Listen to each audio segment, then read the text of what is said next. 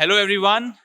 So today at ET Health World, the Economic Times Healthcare Summit, we are talking to Mr. T.S. Deo, who is the Health Minister in the government of Chhattisgarh. And we all know that Chhattisgarh is doing a lot of initiatives in terms of equitable healthcare facilities and equitable healthcare in the state of Chhattisgarh. We'll be talking to Mr. Deo about what's going on in the state. And first of all, welcome, Mr. Deo. Thank you so much. Sir, please tell us about this event. You have joined us here. We are honored to have your presence. What are your takeaways from this event? I'll thank ET family. For me, the Economic Times has been a guide. I try to read up the Economic Times every day, not only the editorial, but many other articles which are, for me, one of the standards when I'm thinking of policy, when I'm thinking of making my opinion. ET has been a guide to me. So I'll thank ET, who are my guide, to give me this opportunity to interact with you. Thank you, sir, for your beautiful words about economic times. And sir, there is still in the country there's a gap between treated and untreated. There's still there's a need of equitable distribution of healthcare facilities to the people. So, what are you doing as the health minister of Chhattisgarh? To reach out to the people as much as possible, to the last rung, which is the village and in fact the mohalla. So you have Asha workers there at the mohalla level, at the rural and urban combined, we have a strength of about 73,048 Asha workers, which is very large compared to the population of Chhattisgarh.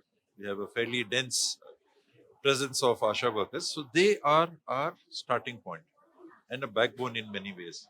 So that is our touch to the village, to a population of 300, 350. It is about 70 homes.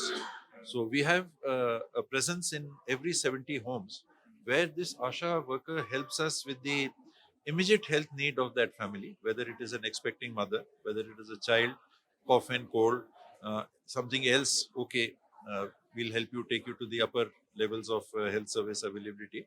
Uh, those are our beginning points.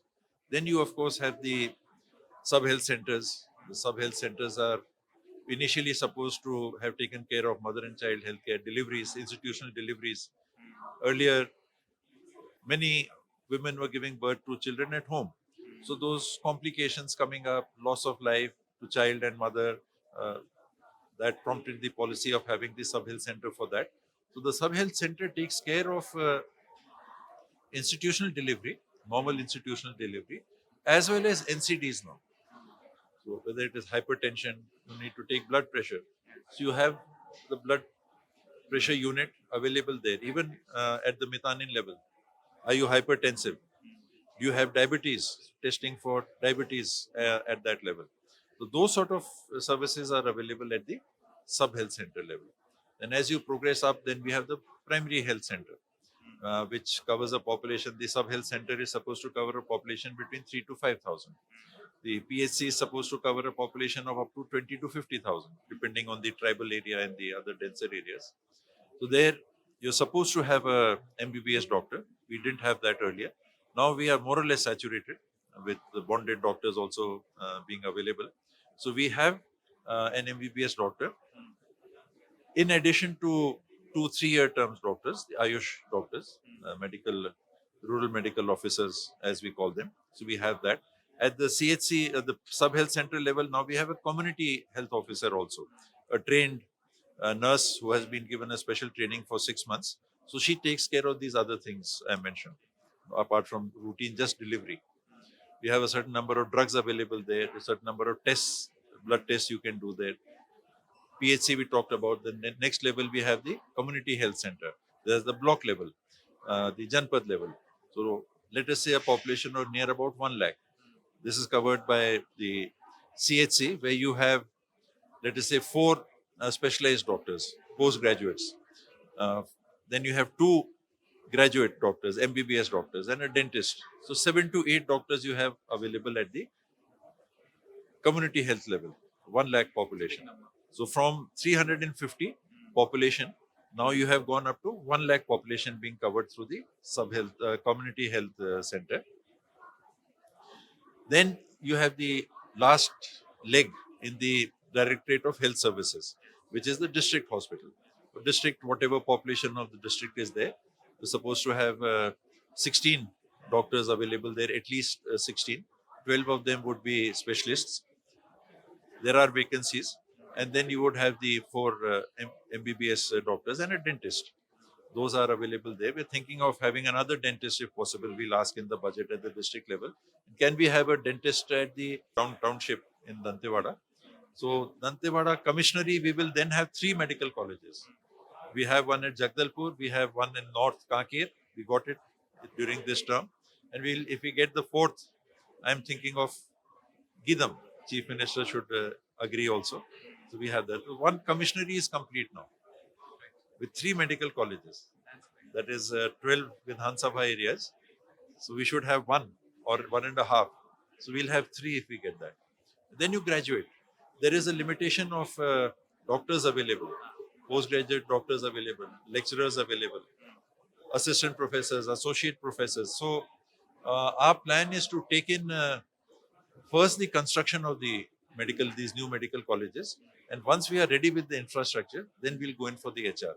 Today we are going for the HR with the construction, and we are finding it tough to meet our HR requirements. Specialists are not being easily available. We don't want to just make something and you don't have the facility available. So by the time the buildings are ready, we would have hopefully filled in the earlier 13 hospitals that we have and be ready for the next 4. How do you think the state of art technologies and digital health can help in affordability and assuring the accessibility of healthcare to the last mile? It will certainly help. If you are if a medical practitioner is available to a patient over the telephone, they don't need to spend 100 rupees, 200 rupees to go to the doctor. Take a bus or take a van or take any other, even a bike petrol would cost today. 1 liter is 100 rupees. If it takes just a liter to come and up and down to the doctor, 100 rupees gone. 100 rupees, maybe food, 3 people in the family will go. You'll eat something there, it's gone. Your daily wage that you would probably earn or work you would do at home, even if it is not valuated in terms of money you get, that is gone. So if a doctor is available, you have a stomach ache, and for a stomach ache, you are spending 500 rupees. Those are the things where telemedicine or communication over the media, digital media, will certainly help. It has started. In Chhattisgarh also we have started. But I would like to review it more before one can say that we have done something. Lot more needs to be done there, and it will help the people, and it will undoubtedly help the people. Right, great to know from you that you are thinking of the person at the last mile while framing the policies for healthcare in the state. Great to know your ideas and your thoughts. Thank you so much for joining us.